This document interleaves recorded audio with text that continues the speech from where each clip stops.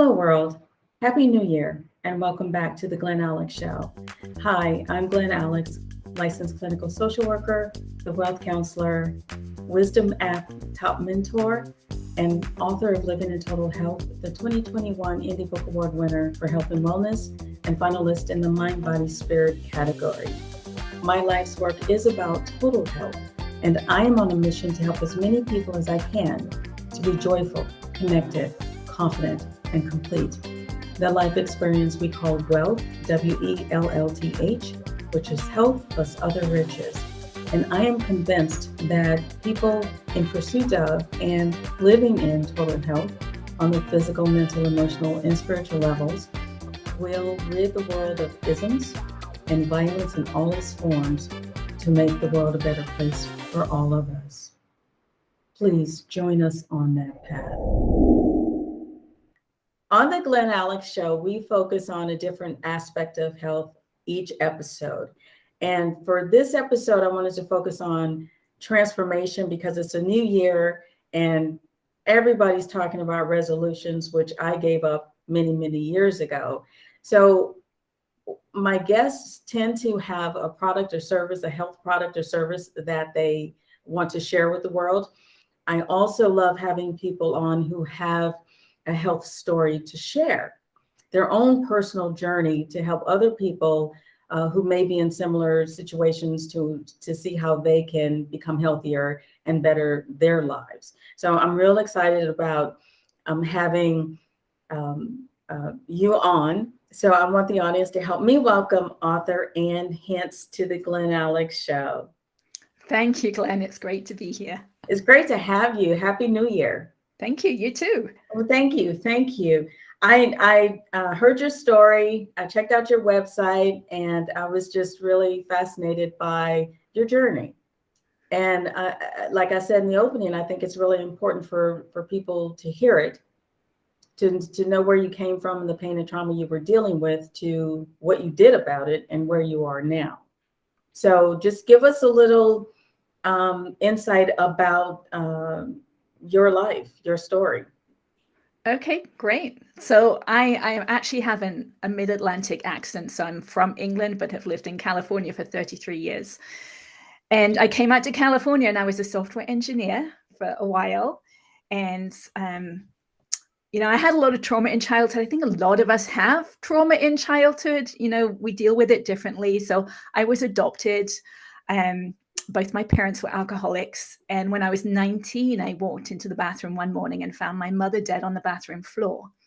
So that was a huge trauma. I moved out here when I was 21. So I was still dealing with the trauma, but I didn't know what to do about it. I had no idea how to work through something like that. Right. And so I didn't. I just suppressed it all. So it wasn't until I was in my mid-30s, and then I was a stay-at-home mother with 2 young boys. And I went to a doctor's appointment and he asked me what my stress level was because he could tell that it was more than it should be, even in that situation, which is not always easy. And it was an 8 out of 10. And he asked me why. And I knew straight away because the tears from that event 2 decades earlier was still just under the surface.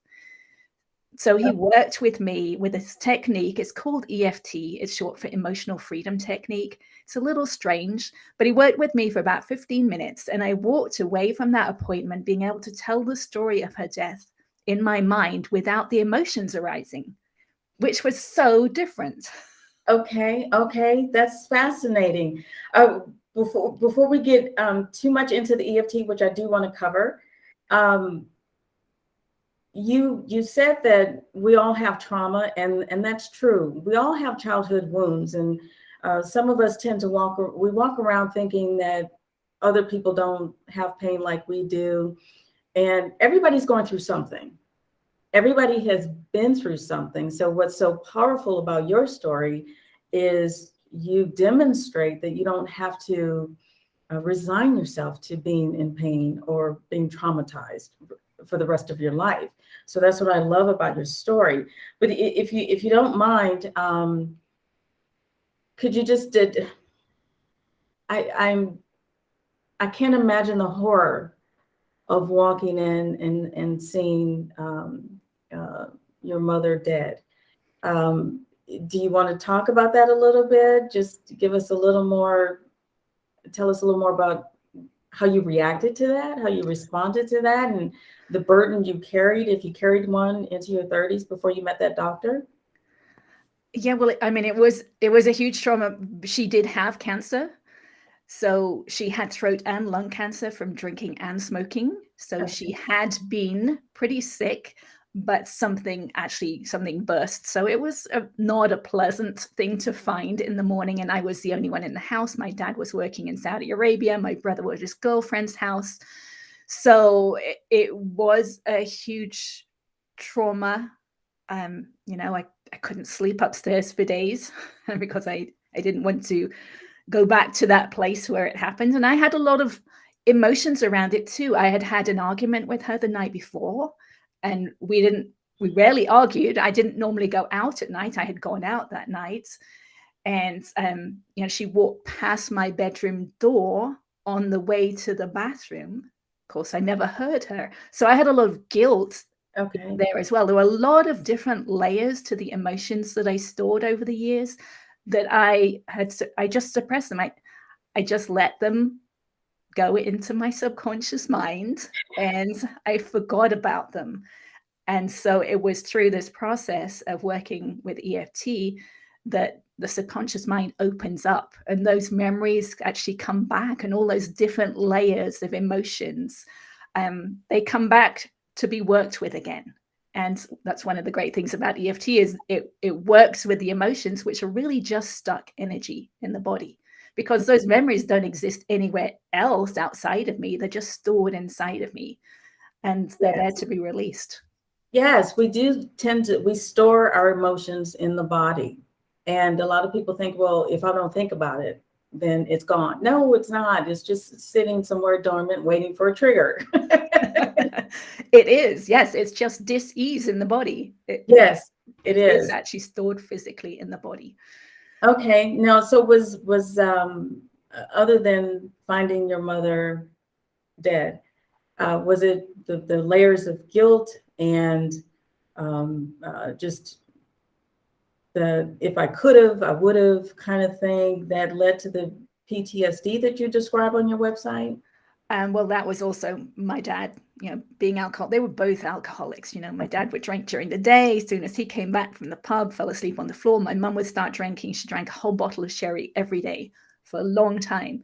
So, I was always walking on eggshells because you never knew what was going to happen. You never knew what was true, right? You would hear one thing when they were drunk and then they would change their minds when they were Right. sober. I had a mother that I would leave in the morning who was normal, nice to talk to. One who came when I came home in the evening, she was a totally different person. So it kind of messes with you. Oh, yes, it does. And if you don't know what kind of environment you're going to walk into or experience from day to day, that's pretty traumatic for a child. Right. And also, I've got lots of traumas. I could keep talking for a long time. When I was 9, we lived in Hong Kong and we were sent to boarding school in England. And my first boarding school was a boys' boarding school. I was the first girl boarder at a boys' boarding school. And Wow. I was teased mercilessly. Of So course. I had that living inside of me too. So I had a lot of things that I could work with.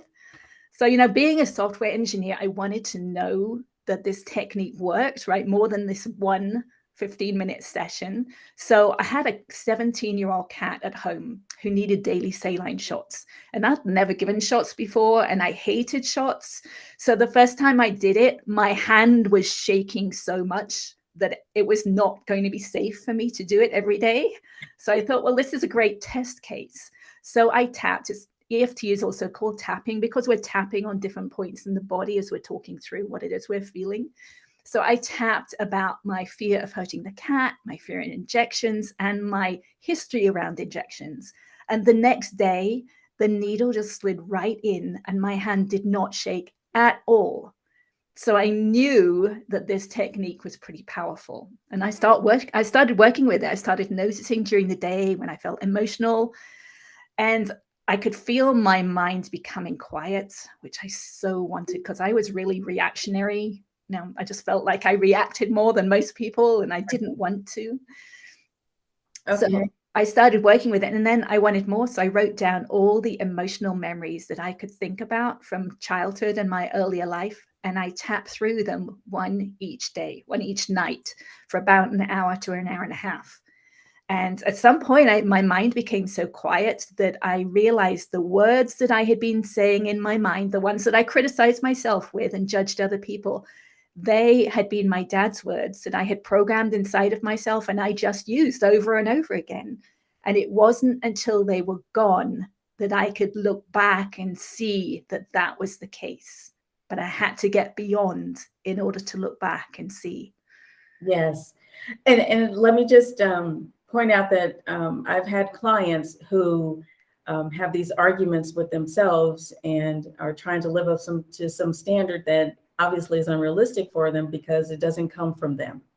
And they are arguing with their parents, but with the belief that they should be the way their parents said they should be. So there's that internal war, that internal struggle that's going on all the time. So I'm glad you mentioned that, because when we try to live up to someone else's standard, it usually doesn't work because it doesn't resonate with our personal truth and who we are. Right. But we're hearing those words in our minds that we've heard before. Yes. Yeah. Yes. And children tend to internalize that stuff. So as adults, we thankfully we have the opportunity and the maturity to work through that and work past noticing it is the first yeah. key thing to do, right? If we notice that we've got these voices going in our head, going back and forth, and that's something that you can tap on. Part of me wants to do this thing and part of me doesn't want to do this thing, right? When we can accept both sides and let the tension behind them, the emotion behind them go,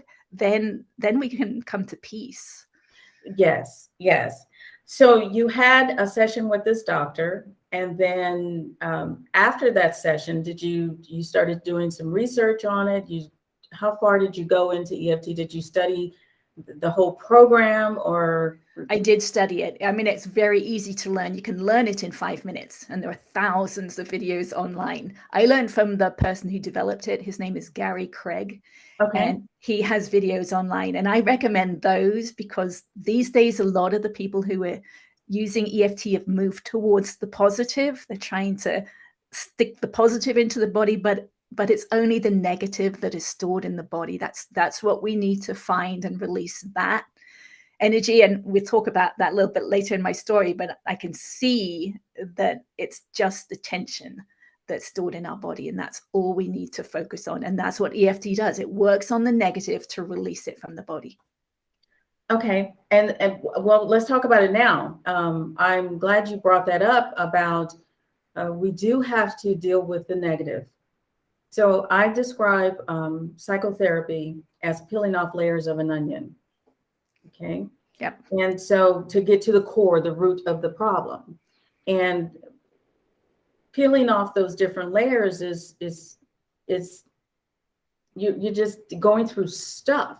You have to discard some stuff to get to the meat of the issue. So when you say that EFT should be focused on the negative, that's, for me, it sounds like you're peeling off the layers so you can get to the positive or release the positive.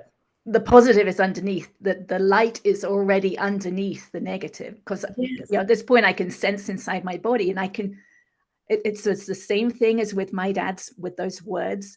When I release the negative, the tension that's stored in the connective tissue, when I release it, I can then see that it was dark and actually it's light underneath. So I know, I have no question in my mind that the light is underneath the darkness, and we're peeling back those layers. And one example from my mother's death, with the peeling back the layers, right? The first things that I worked through with finding her, just the physicality of finding her in the bathroom, and the things I had to go through it. Then there's the emotions, the guilt of not hearing her walk by. I had to get through all those first before I remembered, oh, my brother came back with his new girlfriend that I'd never met before. She made me a black cup of coffee, and I didn't like coffee. And if I had it, I liked sugar and milk in it. So that it seems so petty now, like, to hear that.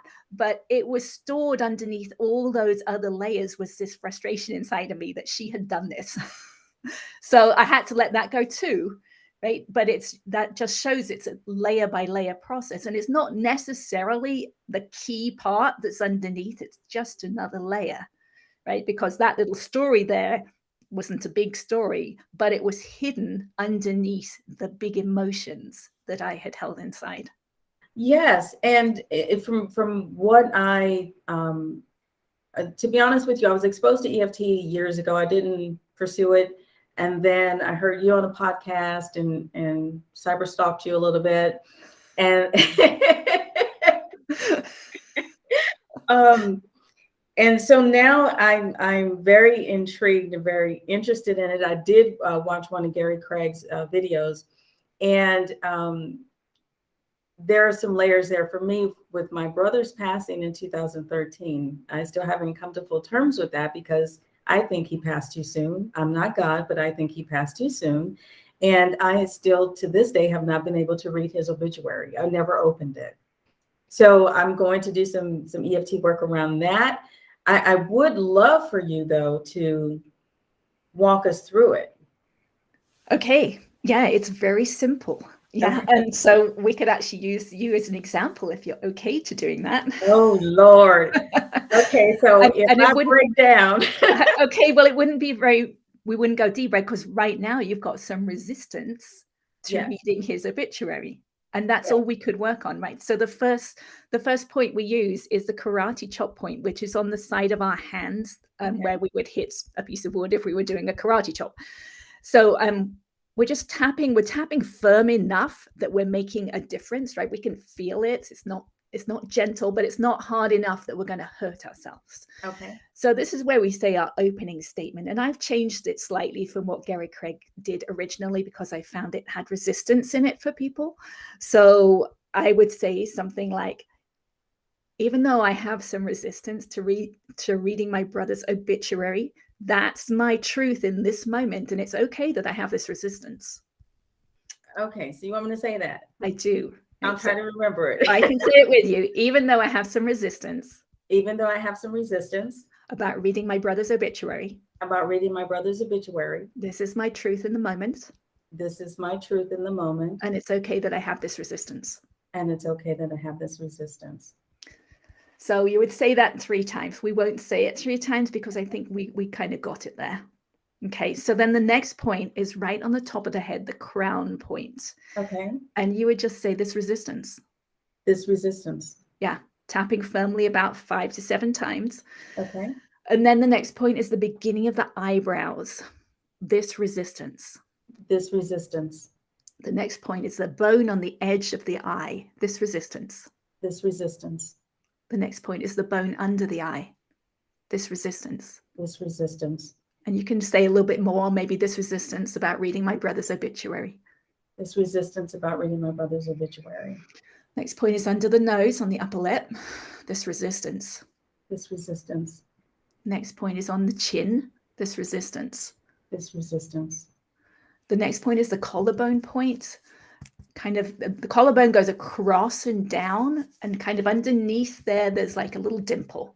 So you're just tapping on there. You can just tap all over the collarbone and you'll get to the point. This resistance. This resistance. And then the last point is about 3 to 4 inches under the armpit where your bra strap goes across. This resistance. This resistance. And then you take a deep breath.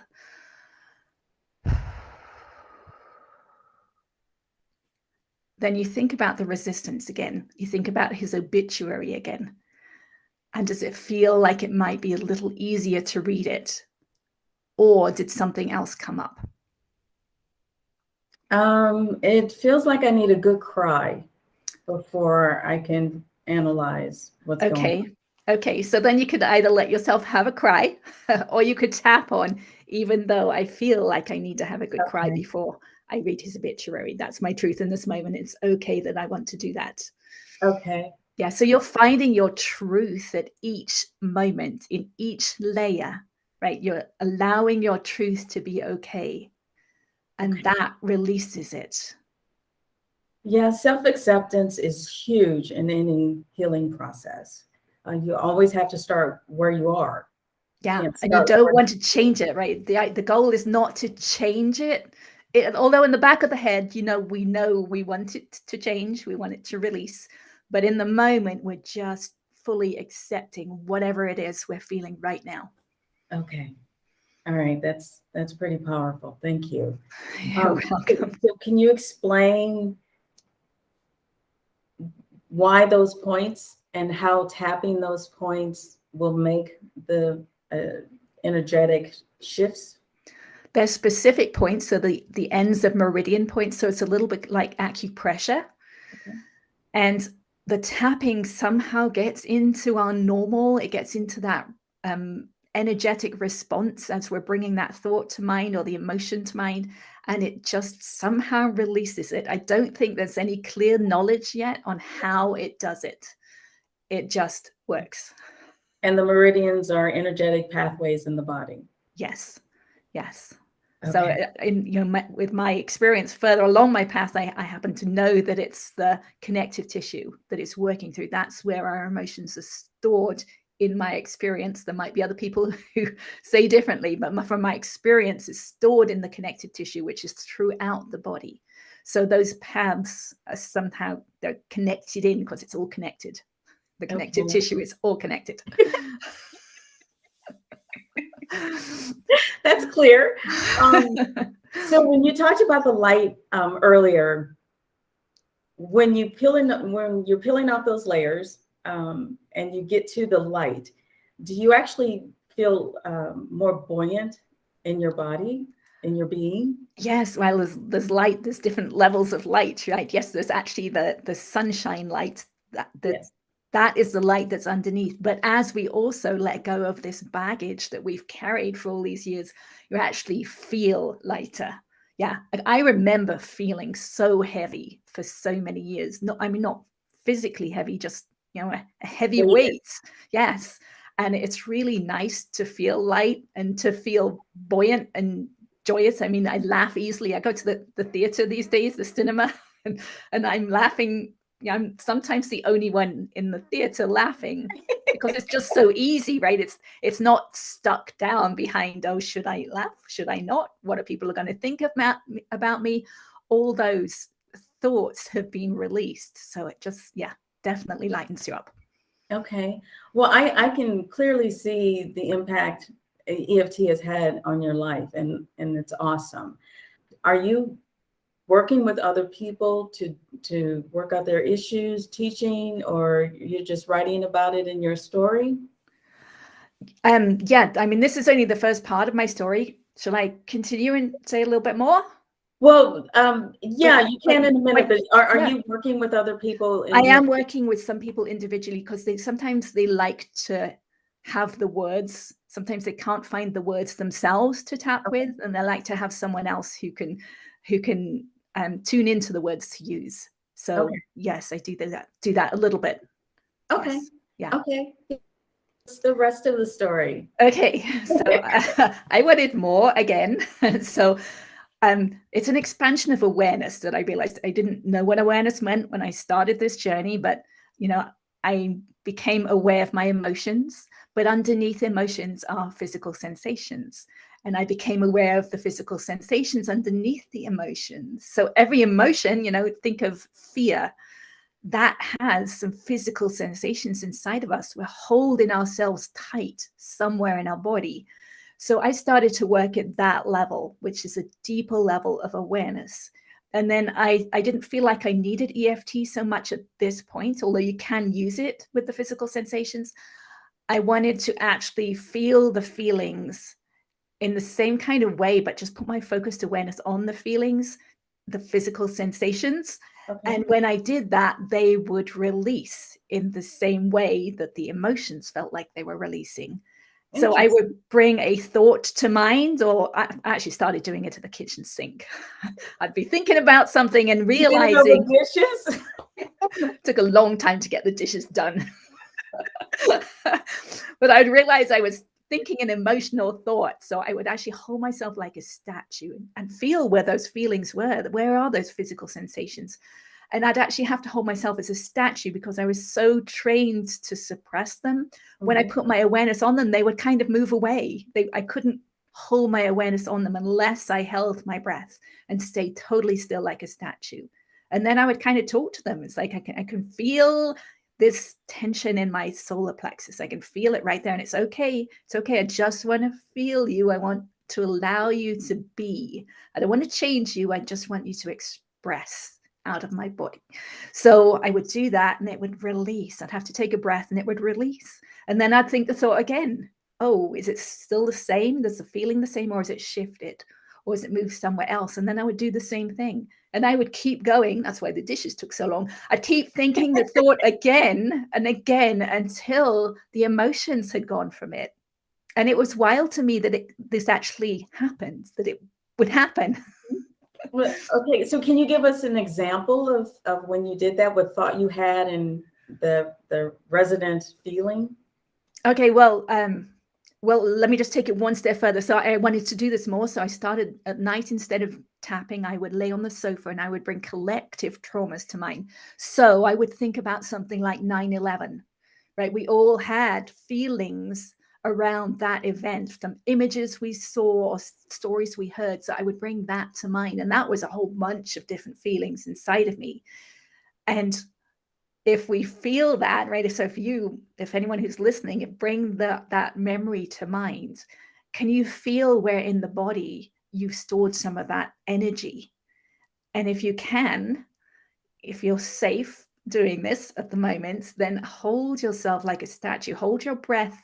You don't need to take a deep breath, just hold it where it is and feel that tension inside of you. And maybe just talk to it. Like, say, I can feel you right there in my stomach. I can feel this tension right there. And I can feel you. I just want you to be. I'm going to allow you to be there. And at some point, you will need to take a deep breath and just allow that to happen.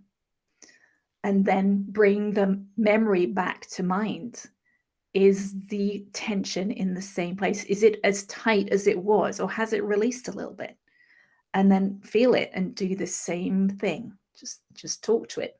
Allow it to be, because it wants to release from the body. So it needs attention to do that. And then you'll need to take another deep breath. And I just do the same thing over and over again until that thought no longer has that energy attached to it. And that is freedom. Okay.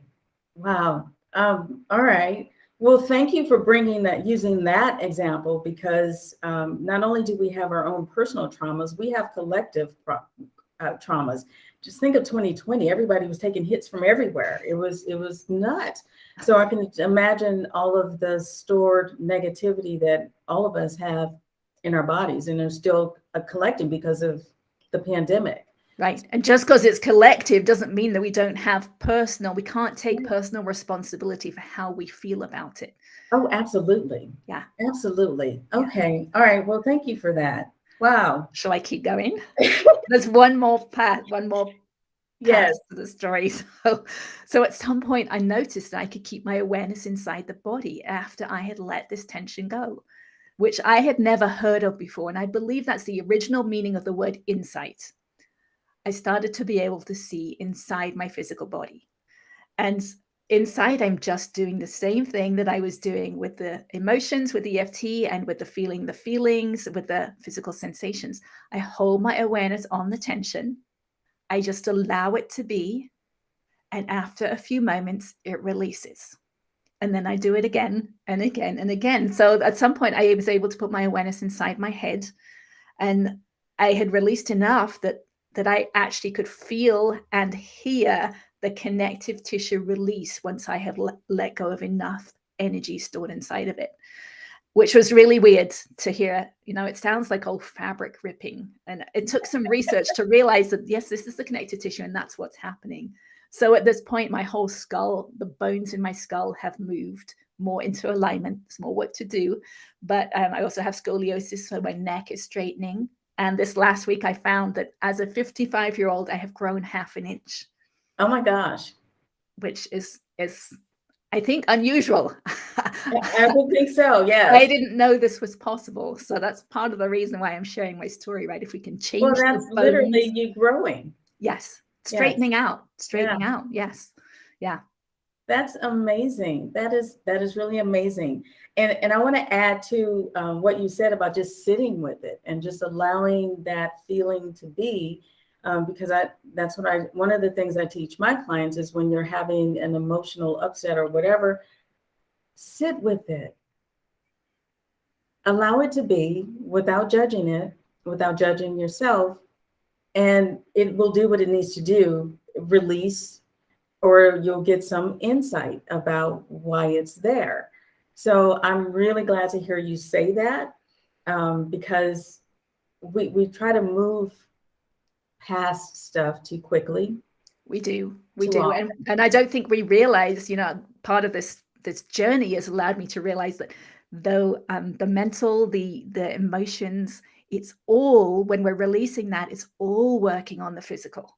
Right? Yes. It is connected. It is one and the same. We're just working at a different level of awareness. So absolutely, with your book, you talk about, mental health and emotional health and all those things, spiritual health. It is all connected. It's one All and the connected. same. Yeah. Yes. It's useful to separate them from time to time for focus, but one definitely affects the other and they affect each other. So Yes. I'm Totally. I'm really glad that you're a living example of that. And thank you for sharing your story with us and wow, I can just imagine how much you benefit the people you do work with the EFT.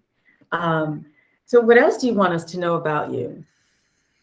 I want everyone to know that we can all do this. Like, we're all so separated right now, but all that means is we've got really strong emotions about one side, about one thing that we think we're right on, and about the other side, right? We have emotions around both sides of every issue, and Yes. if we work with those feelings and we let that stored energy go, I believe we can all come together in peace. Oh my goodness. But it takes responsibility, right? We have to be It responsible. takes total responsibility. And I have a conversation with a friend often that it's the individuals create the collective, so the individuals can shift the collective. So absolutely, I'm working on my part, and I encourage everybody else to work on theirs as you are. Oh my gosh, thank you. You're welcome. We can do it. And see, you don't have to have a PhD in everything. You don't have to be this super famous person or this high-ranking official to change your own life. Absolutely. Absolutely.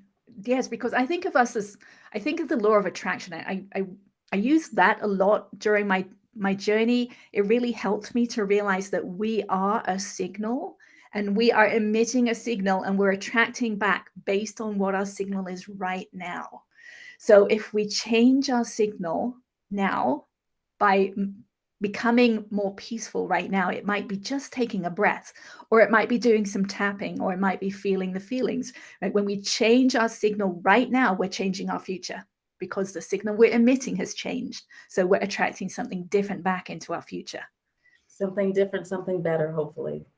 Something more peaceful. I believe we're attracting back to us what it is we're feeling now. The feeling complex that we're feeling right now, that's what we're going to get back to us. So if we're more peaceful right now, we're going to attract more peace back to our future. Okay. Actually, I'm feeling a little giddy because I'm loving this. I love your story. I love your transformation. I love that it's going to be shared with other people. And even if it positively impacts one person, then that brings me joy. And Me too. it makes me smile. So I'm not peaceful right now. I'm not calm. Maybe some more tapping. Okay. So tell us about your book. My book is basically my journey. So I talk about that law of attraction, how I believe that we're our signal, and how that gets stored in us in childhood. And then I talk about the different steps. The first biggest step was EFT and letting go of those, the obvious traumas, the obvious emotions, and then moving into feeling your feelings, and then moving into insight, being able to actually look inside the body. And I describe that in there too. Okay. And where is your book available? It's available on Amazon, or you can ask your bookstore to order it. Okay. And if anyone wants to learn more about you, your website is AnnHince.com. Okay. Just And that's ANNHINCE. Yes. .com. Yes. .com. Okay. So I hope people do reach out to you. I hope they purchase the book. I hope people just start taking personal responsibility for their emotions and the resolution of their trauma. And EFT sounds like a really great method to that end. And just listen to your wisdom and learn from it. Thank you. Thank you for allowing me to share my story. Oh my gosh, thank you. So, and I know there's a lot you have to offer, but can you sum up just what you want the world to know in one nugget? What nugget do you want to leave people with? I would like people to know that they can take responsibility for themselves. And whenever anything outside of us happens, but we're feeling emotions around it, then we have something we can work with. Okay. We can't control outside of us. We can totally control what we allow to evolve and fester and release within us. Yes, and then we can come to peace. Okay. I will be peaceful after I stop smiling in a minute. Smiling's a good signal to be emitting, though, right? It's only really the negative we want to let go of, so it's all good. Okay. All right. Well, thank you so much. I really appreciate you making time to be on this episode of the Glen Alex Show. And this means the most to me because it is the beginning of the year. So I want people to think transformation, not resolutions. Perfect. And you are a perfect example of transforming pain and trauma. Thank you. Okay. Thank you. Thank you again for tuning in to the Glen Alex Show. Please like, subscribe, and share.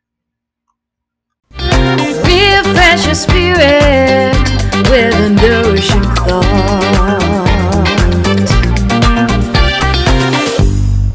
Please allow me to leave you with this nourishing thought.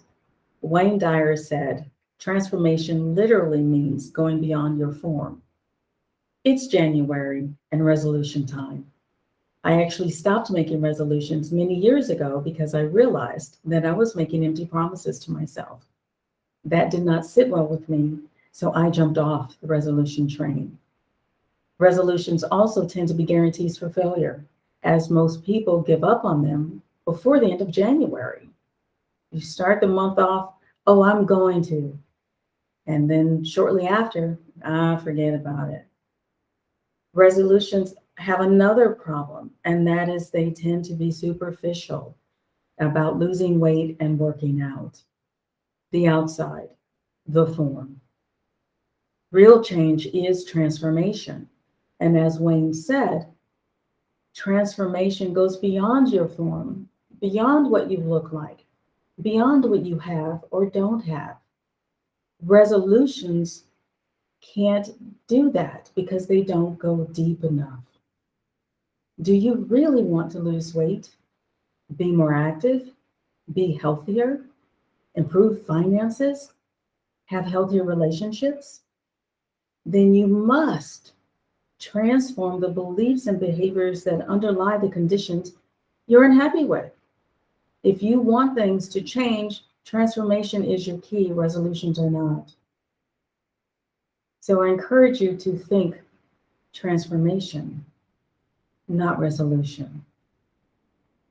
Read more about transformation in my blog on glenalex.com. Feel free to like, subscribe, and share. And until next time, be well. Your health matters, set your mind.